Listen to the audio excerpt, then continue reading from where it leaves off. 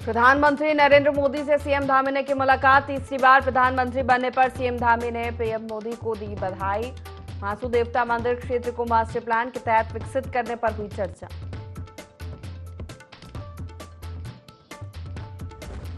Uttarakhand BJP के senior नेताओं की आज दिल्ली में बड़ी बैठक। मुख्यमंत्री पुष्कर सिंह धामी और प्रदेश अध्यक्ष होंगे शामिल। प्रदेश के सभी सांसद भी रहेंगे मौजूद।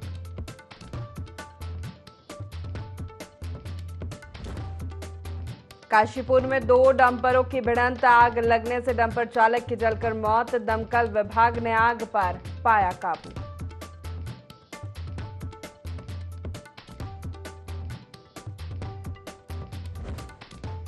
उत्तरकाशी में इको सेंसिटिव जोन से प्रभावित हुए 88 गांवों के विकास समिति में प्रभावित क्षेत्रों का प्रतिनिधि न होने से लोगों को हो रही समस्या। ग्रामीणों ने सरकार से प्रभावितों की सुध लेने की मांग की।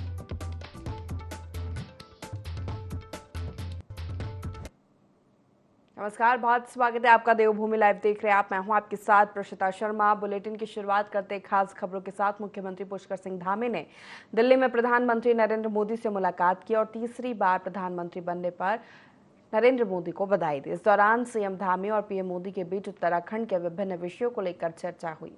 महासू देवता मंदिर क्षेत्र को मास्टर प्लान के तहत विकसित करने पर भी दोनों के बीच चर्चा हुई। राज्य की विद्युत ऊर्जा आवश्यकताओं की पूर्ति के लिए उत्तराखंड को खुले बाजार से प्रतिवर्ष लगभग 1000 करोड़ की ऊर्जा क्रय करनी पड़ती है, जिससे राज्य के वित्तीय संसाधनों पर अतिरिक्त बोझ पड़ रहा है। मुख्यमंत्री ने अलकनंदा, भागीरथी और सहायक नदियों में प्रस्तावित 24 जल विद्युत परियोजनाओं के बारे में भी प्रधानमंत्री से चर्चा की है।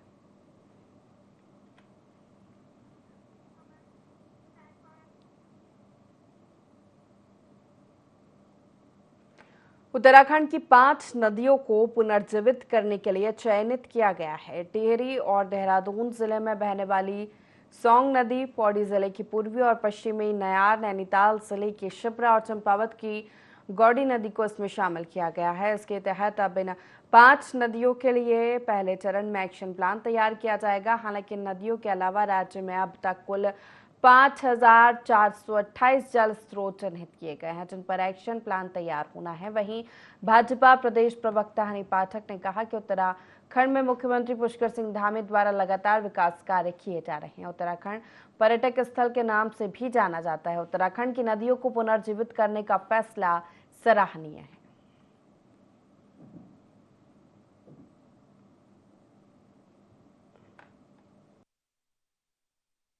कि हमारे प्रदेश के मुख्यमंत्री श्री पुष्कर सिंह धामी जी जो एक मुख्य सेवक का अच्छा रोल अदा कर रहे हैं, यहाँ पर जो जनता उनको जो देखकर उनको चुनी है उसमें वो एकदम खरे उतरते दिखाई दे रहे हैं। तो इसी क्रम में ये जो लगातार अभी नदियों का पुनर्जीवन का कार्य जो करने जा रहे हैं और जो अभी पेड़ों के लिए भी उन्होंने किया है कि ऑनलाइन पूरे पेड़ को कई रिकॉर्ड रखे जाएंगे, उनके देख रेख करी जाएगी। तो इस तरीके से, क्योंकि हमारा उत्तराखंड देवभूमि एक पर्यटक स्थल है और यहाँ पर नदी, तालाब और वृक्ष, यही सब चीजें यहाँ पर देखने लायक है। हमारे पहाड़, हमारे चारों धाम, इस तरीके से इसको और किस तरीके से नैसर्गिक सुंदरता और प्रदान करी जा सकती है, इसको लेकर इस गति में वो कार्य कर रहे हैं। दिल्ली में भाजपा की बड़ी बैठक होने जा रही है। बैठक में उपचुनाव और निकाय चुनाव के साथ ही सांगठनिक कार्यक्रमों की रणनीति पर चर्चा की जाएगी। केंद्रीय राज्य मंत्री अजय टम्टा के नई दिल्ली स्थित आवास पर यह बैठक बुलाई गई है। वहीं बीजेपी प्रदेश प्रवक्ता हनी पाठक ने बताया कि दिल्ली में पार्टी के राष्ट्रीय महामंत्री संगठन बीएल संतोष की उपस्थिति में मुख्यमंत्री पुष्कर सिंह धामी, प्रदेश प्रभारी दुष्यंत गौतम, सह प्रभारी रेखा वर्मा, प्रदेश अध्यक्ष महेंद्र भट्ट के अलावा उत्तराखंड से पार्टी के सभी लोकसभा और राज्यसभा सांसद मौजूद रहेंगे। बैठक में कैबिनेट विस्तार और दायित्वधारी बनाए जाने के विषय पर भी चर्चा हो सकती है।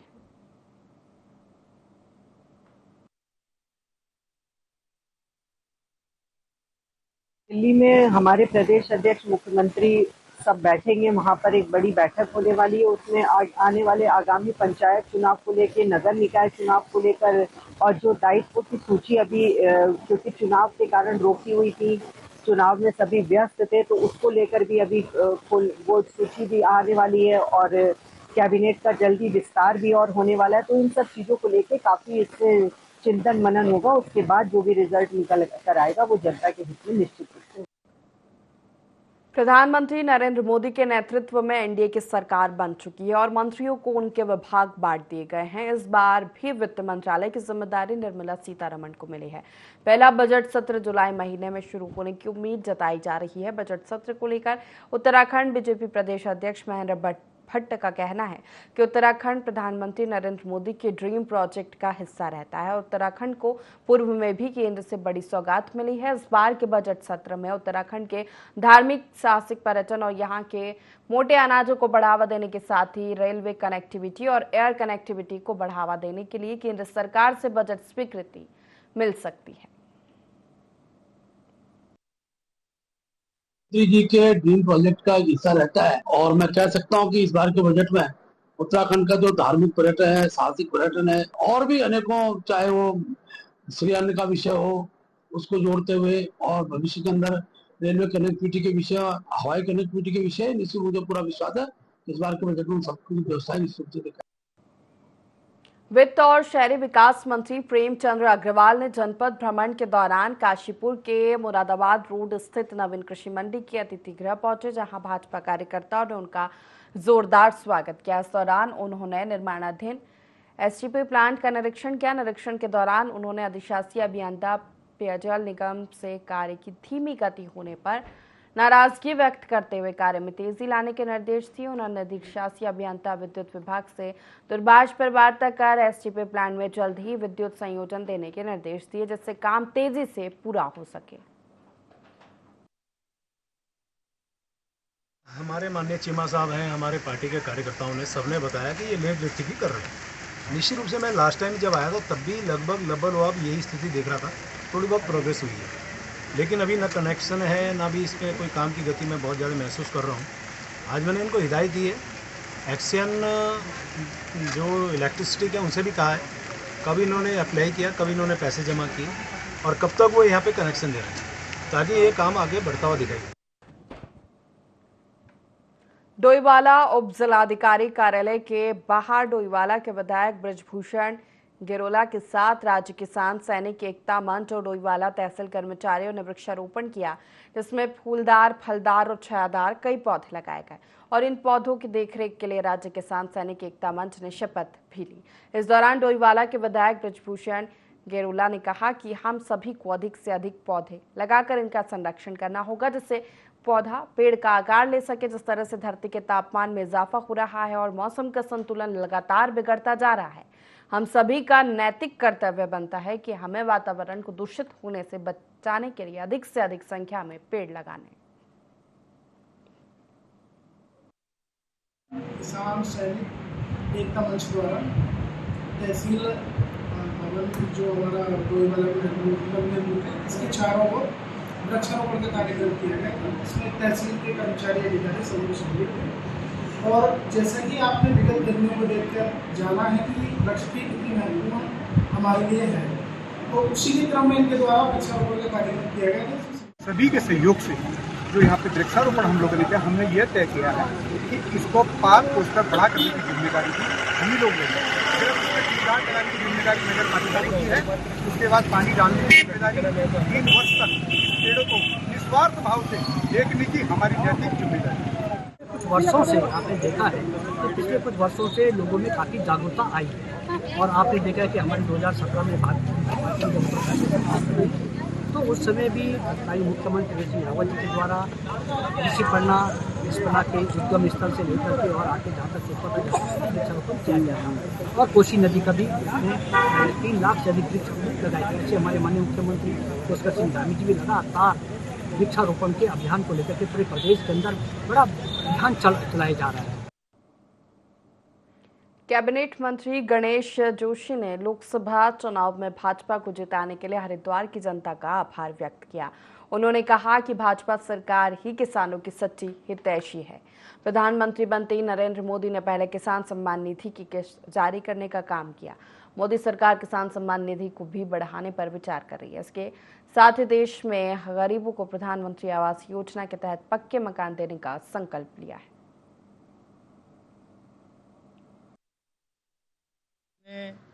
पहली कैबिनेट में जो सबसे पहला काम किया, किसान सम्मान निधि की पत्रावली पर हस्ताक्षर करने का काम देश के प्रधानमंत्री मोदी जी ने किया और देश के 10 करोड़ से अधिक किसानों के लिए 20,000 करोड़ की पहली किस्त जारी की है। वहीं ग्रामीणों की आवास की चिंता करते हुए 3 करोड़ आवास देने का संकल्प मोदी सरकार ने लिया है। वहीं किसान सम्मान निधि को बढ़ाने पर सरकार विचार कर रही है, क्योंकि हमारी सरकार का मानना है कि अगर किसान मजबूत होगा, अन्नदाता मजबूत होगा तो देश मजबूत होगा। चंपावत जिले के बाराकोट ब्लॉक का रेगरू चोमेल लिंक मोटर मार्ग वाहन चालकों यात्रियों के लिए जानलेवा बना है। बदहाल मोटर मार्ग में कभी भी कोई बड़ी दुर्घटना हो सकती है। बाराकोट मंडल के भाजपा महामंत्री अजय बिष्ट ने जानकारी देते हुए बताया, बरसों पहले सड़क में डामरीकरण का काम किया गया था, जो कि अब पूरी तरह से उखड़ चुका है। सड़क पूरी तरह रोखड़ में तब्दील हो चुकी है और कई बड़े बड़े गड्ढे सड़क में हो चुके हैं, जिस कारण सड़क में कभी भी बड़ी दुर्घटना होकर जनहानि हो सकती है। जब इसने कहा कि पीडब्ल्यूडी लोहाघाट के अधिकारियों से सड़क में डामरीकरण की मांग कई बार की गई, पर अभी तक कोई संज्ञान नहीं लिया गया।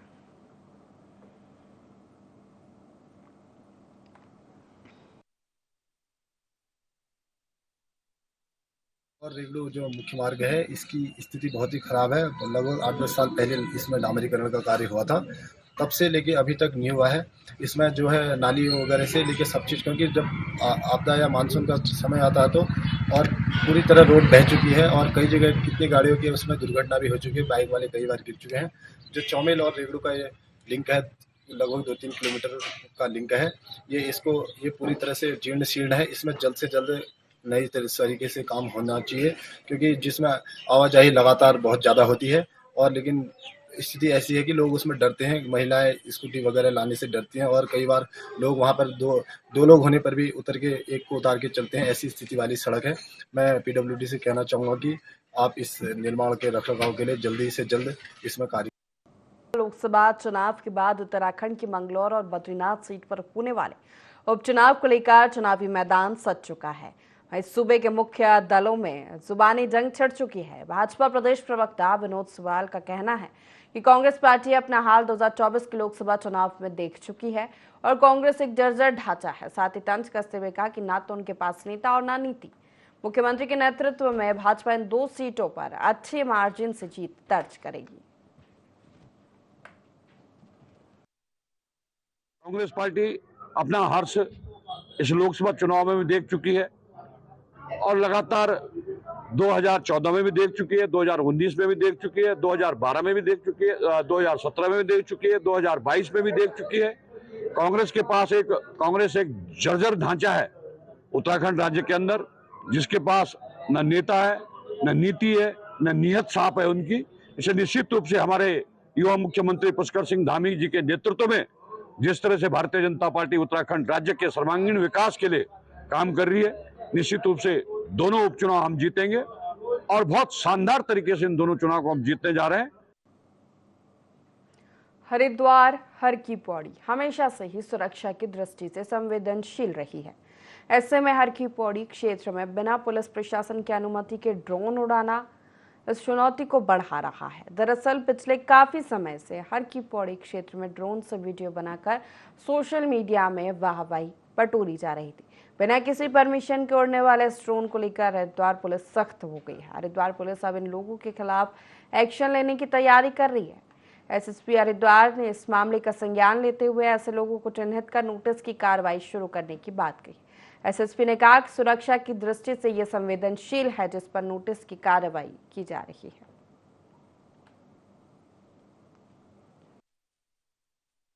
सूचनाएं थी कि हर की पैड़ी के आसपास काफ़ी सारे ड्रोन जो है बिना अनुमति के उड़ रहे हैं, क्योंकि हर की पैड़ी एक वाइटल इंस्टॉलेशन है जो जहां पर इस तरीके से ड्रोन का उड़ाना प्रतिषिद्ध भी है। इसके लिए पूर्व अनुमति ली जानी चाहिए, जो हमारे द्वारा हमें संज्ञान में आया था कि अनुमति नहीं ली गई है, इसलिए उनको नोटिस जारी किए गए हैं और अगर उनके द्वारा अनुमति अप्लाई की जाती तो उस पर आगे विचार किया।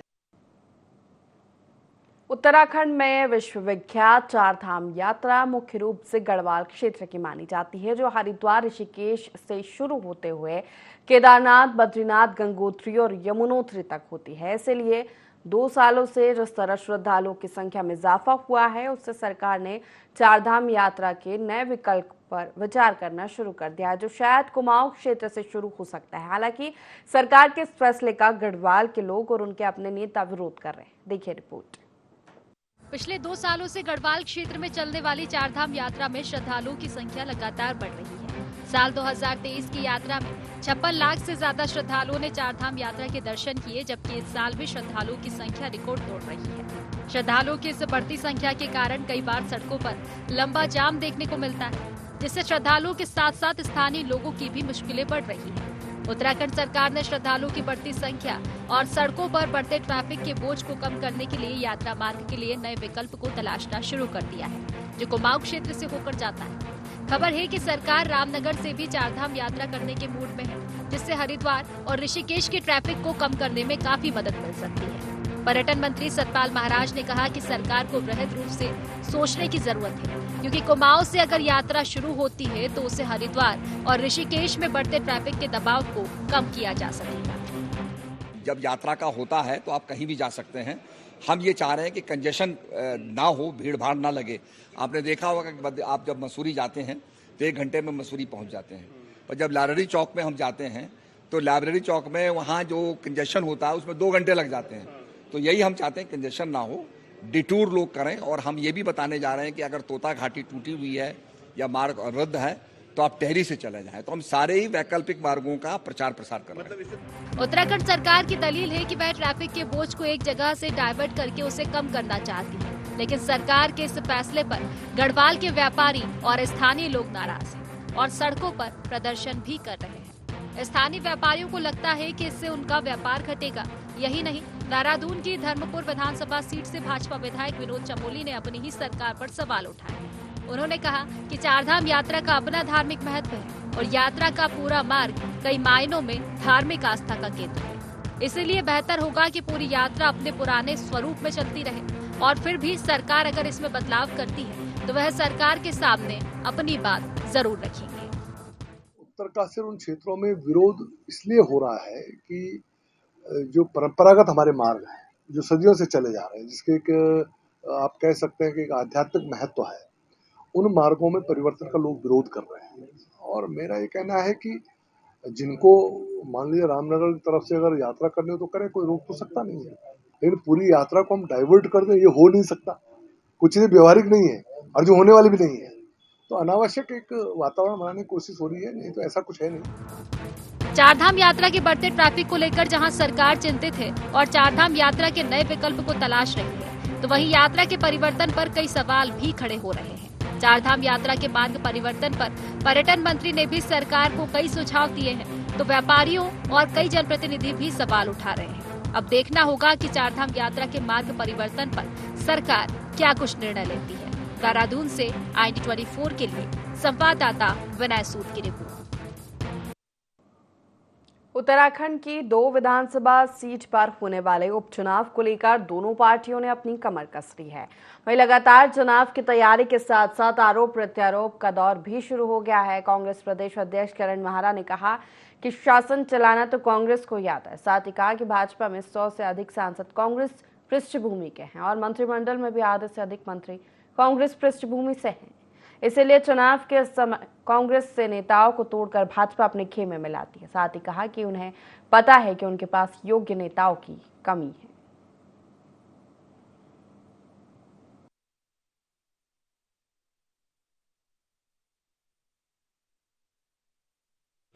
मैं तो बीजेपी की हालत खराब है। मैंने कहा ना 100 से ज़्यादा सांसद कांग्रेस पृष्ठभूमि के हैं, मंत्रिमंडल में आधे से ज़्यादा मंत्री कांग्रेस पृष्ठभूमि के हैं, लेकिन उसके अलावा भी शासन करना तो कांग्रेस को ही आता है।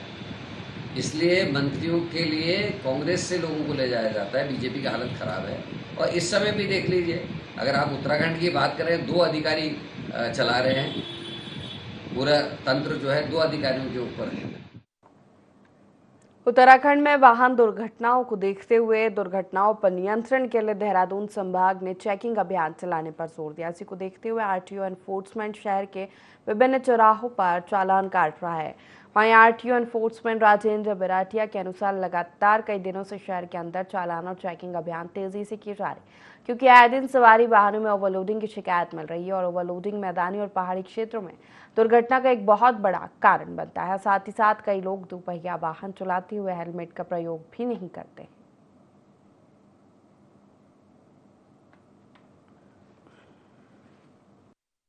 काम कर रहा है। पहला काम तो हम प्रवर्तन कार्रवाई के माध्यम से करते हैं और दूसरा बहुत इंपॉर्टेंट काम जो हमें सौंपा गया है वो है रोड सेफ्टी का। तो परिवहन विभाग एक और जैसे चालानी कार्रवाई करता है, दूसरा आजकल जो है जनता को जागरूक करने का काम भी परिवहन विभाग कर रहा है, जिसमें जो है परिवहन विभाग के द्वारा जो है पिछले वित्तीय वर्ष में जो है लगभग 21,000 के आसपास चालान किए गए होंगे और साथ साथ हमने जो है इसमें 450 के आसपास वाहन भी बंद किए हैं। इसके साथ आम जनता को जागरूक भी करते हैं कि वो अपने जो भी ऑफेंस करते हैं तो उनको जो है दोहराए ना। सीमांत खटीमा विकासखंड क्षेत्र के सैजना गांव में खेत में धान की रोपाई कर रहे भाई बहन की आकाशीय बिजली गिरने से मौत हो गई, जिससे दोनों बुरी तरह से घायल हो गए, जिन्हें अस्पताल उपचार के लिए भेजा गया, जहां जांच उपरांत डॉक्टर्स ने मृत घोषित कर दिया। खटीमा के तहसीलदार हिमांशु जोशी ने बताया कि आकाशीय बिजली गिरने के कारण 2 सगे भाई बहनों की मौत हो गई है। पुलिस ने मामला दर्ज कर लिया है।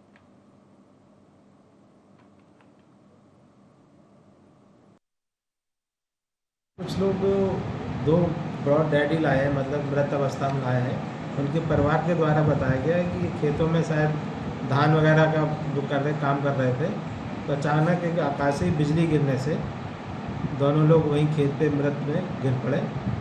तभी यहाँ अस्पताल में लेकर आए इमरजेंसी, जिनके जांच के उपरांत मृत पाया गया है उनको, तथा बाकी का हमने ये लग रहा है संभावना है ये आकाशीय बिजली गिरी है। सैजना गांव में सुबह 9 बजे के आसपास अचानक आकाशीय बिजली गिरने से जगदीश सिंह राणा जी हैं सैजना के निवासी, उनके पुत्र सुमित राणा और पुत्री सुहावनी राणा की मृत्यु हो गई है, जो अभी करीब 21 से 22 साल के थे बच्चे। तो उनको मुआवजे की प्रक्रिया जारी है, पोस्टमार्टम रिपोर्ट आती है उनको मुआवजा दे देंगे।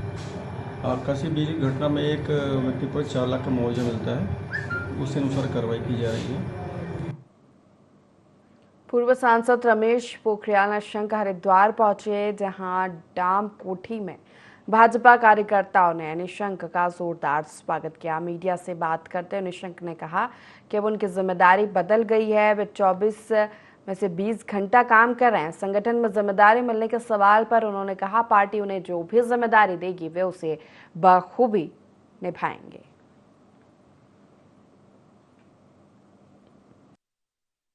पास तो बच्चा हुआ समय नहीं, मेरे पास तो समय कभी रहा ही नहीं है ऐसा। मैं तो 24 घंटा में से 20 घंटा हमेशा ही काम करता हूँ, हमेशा, और आज भी। लेकिन मेरी जिम्मेदारियाँ थोड़ा सा बदलती रहती है, और जब जिम्मेदारी होती है तो मैं वो समय तो मेरे पास यदि 48 ने 72 घंटे भी एक दिन में हो तो भी मेरे लिए कम है। इसी के साथ देवभूमि लाइव में फिलहाल इतना ही। लगातार खबरों के लिए देखते रहिए IND24। नमस्कार।